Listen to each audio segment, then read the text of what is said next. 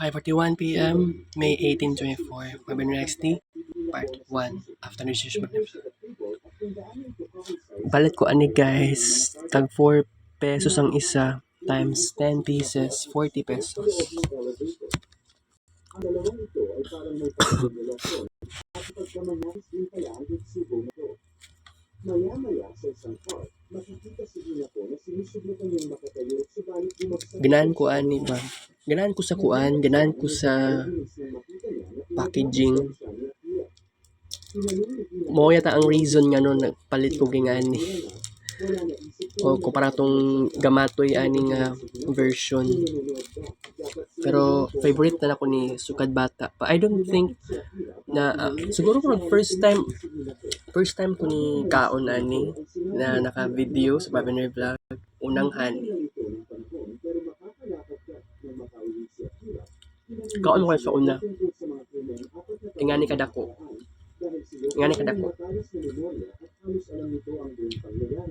At dito ay nalaman niya na yung huling pinatay niya ay involved pala sa prostitution at kapatid ito ni Muxibo. Kinabukasan, nakita mo niya Akira si Hinako na sinusubukan itong tumayo. Balik siya guys. Alam? Balik. Nagmamasdan siya nito mula sa Dikalayuan. Lumapit si Akira at sinabi nito na kung gusto mong magtagumpay ay magsimula ka muna sa pinakamababa. Ikaduhang honey. At parang ayaw tanggapin ng mga tayo ni Akira at saka ito mali. Kinabukasan ay bumalik si Akira para makita si Hinako. Subalit wala ito.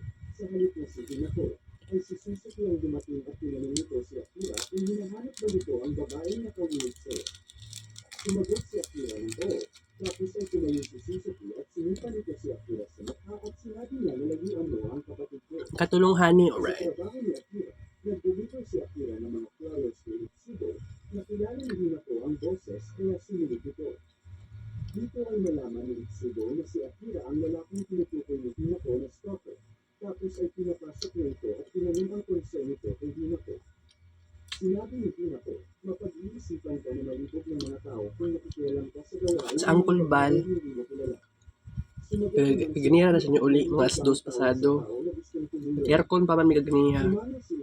Alas 4 sa Angkol Bal, ganiya, asdos pasado. Nandod 3 p.m. kapin. Then mga stress pasado sa hapon sa Angkol Bal, naglaba. Sa iyang bulingon, rapot.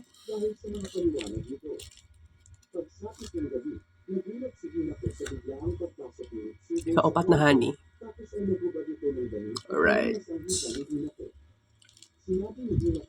Balik siya.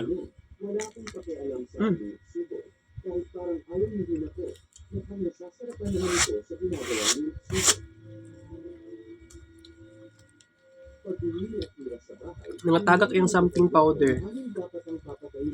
Napalit ng 10 kabuk honey, no? Bago ko niya ulit ubalay, ipaduol ko sa iro na pure brown, murag babae man yata na itilaan niya ko ang kamot dari ana side, left hand. Gusto mo nagran ko mag-alaga akong iro. Pero di pa pwede sa karon, guys. Hindi niya alam na mula sa Dikalayuan ay pinagmamasdan siya nito habang nakatago sa likod ng tuna. Isang araw, hinihap ni Suzuki ang katrabaho ni Akira na si Kainuma at nakita niya ito. Nang may hatid na ni Suzuki si Kainuma kay Misaki ay umalis na ito at nasalubong niya si Akira. Lumapit si Akira at sinabi na gusto ko na ibalik niya si Kainuma ng isa. Kanina, stress pasado, naglabas ang kulbal siya sa nila. Siyang bulingon. Nahuman siya mga 4 pasado niya. Nag-TV siya, 4 pasado. Nagkaon mo siya kanon. Sudan niya kay tilapia. Ang kalimang honey. Alright. Pinabutan niya si Yoko sa bahay at pinuputan niya ito ng baril at sinabing lumito ka at huwag kang gagawa ng kalokohan. Sinabi ni Suzuki na kapatid mo ang Dr. hindi ba? Nag-deny si Yoko at sinabi na nagkamali ka ng tao. Minumaliit mo ba ako kaya mag-isa ka lang pumunta? Nagsimulang tumulong si Suzuki at naagaw ni Yoko ang baril. Sabi ko na sa'yo, nagkamali ka ng tao. Tinanong siya ni Yoko kung bakit ito nagpunta dito. Sinabi ni Suzuki na gusto kong subukan ng kapatid mo tungkol sa pagkatay niya sa loob ng 6 na segundo. Sinabi ni Yoko na patutunayan ko sa iyo at kaya kong gawin ito sa loob ng 5 segundo. Nagsimula silang maglakad. Na ako classmate sa Hindi ito umubra. BSIT 2 sa group chat. Gichat niya si Ma'am Christine yung about sa Maya-maya ay dumating na si Akira. motion graphics Tinanong ni Akira si na Suzuki, ipa-extend na daw tong kuan, gusto niyo ba akong subukan? tong due date. Sumagot si Suzuki. Kaya kung mga classmates din na ako, nagkuan daw, sa tawag ani, na adi physical education, karong adlaw sa Assumption. Kaunom na honey. Dahil kung magsasalita ka pa tungkol dyan ay kailangan ng mamatay. At isa lang ang gusto ko ngayon. Ibalik mo ng buhay si Carlina. I like that idea. I like that idea. By the way, nagsakit akong dria. Lumapit si Akira kay Suzuki at dinampot ang Catalina. Kapag natakot si Suzuki, Sakit siya, guys. More siya naghubang. ang pagkakatali at sinabi nito na makakaalis ka na. Nang makauwi si Suzuki ay naikwento nito kay Ichigo na si Akira at Yakubo ay iisa lang. Kapitong honey. Sinapit na kay Yoko at Akira kaya gusto nitong makadalihin. Pareho sila ni Ichigo na gustong patayin ng Yakubo dahil kapatid ni Ichigo ang pinatay ng Yakubo sa parking lot sa umpisa ng palabas. Nag-uusap si Akira at Yoko tungkol kay Hinako. Iniisip ni Akira na maaaring biktima Kawalong honey. prostitution. At nakakonsensya din si Akira dahil siya ang dahilan kung bakit nalungko si Hinako. Kaya gustong-gusto niya itong matulungan. Isang araw sa park, muli, sinubukan ni Hinako na tumayo. Subalit bumagsak ito dahil sa pinakamataas na ulit sinubukan. Nang babangon si Hinako ay nagulat ito at napangiti nang makita niya si Akira na nanonood pala. Sinabi ni Hinako, Ikasyam na honey, alright. dapat sinali mo ako bago pa ako bumagsak. Sinabi naman ni Akira na ayaw kitang kabalahin dahil ginagawa mo ang makakaya mo. Tumawa si Hinako dahil ito din ang parehong sinabi ni Akira nung una silang magkita. Lumapit si Akira at hinawakan ng paa ni Hinako para imasahe. Sinabi ni Akira na palagi nang iisipin na makakalakad ka at kaya mo ito. Isang gabi, habang bumubuo ng plano si Ichigo laban sa Yakubo, lumabas si Hinako ng kwarto para kausapin si Ichigo. Sinabi ni Hinako na iiwasan na si Akira pero wag nilang gagalawin ito at ang mga tao sa paligid niya. Sinabi ni Ichigo na si Akira at ang pumatay sa lalaki sa harapan mo mismo 4 na taon ang nakakalipas ay iisang tao lang.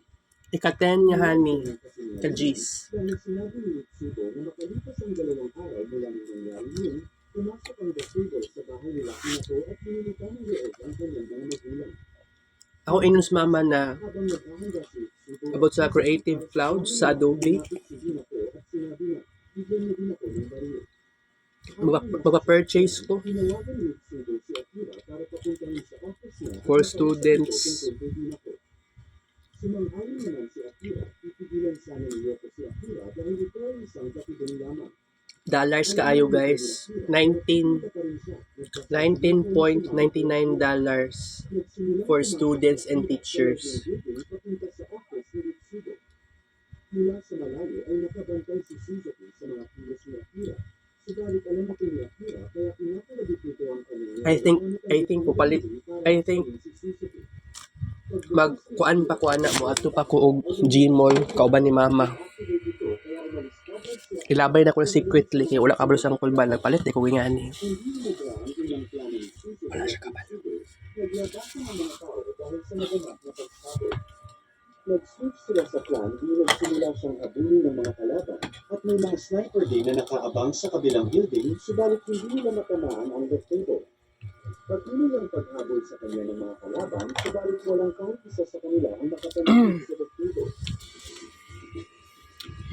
So that's for all sa to ang vlog karong hapon. It's 5:51 PM na. Kaya kaning animation ba kaning motion graphics nag-struggle ako dito. Tungod wala manggugoy application sa laptop na Adobe After Effects especially. Okay, magbabay sa karon guys. Balik lang po niya. Kita guys sa next vlog. Sige, 5:51 PM.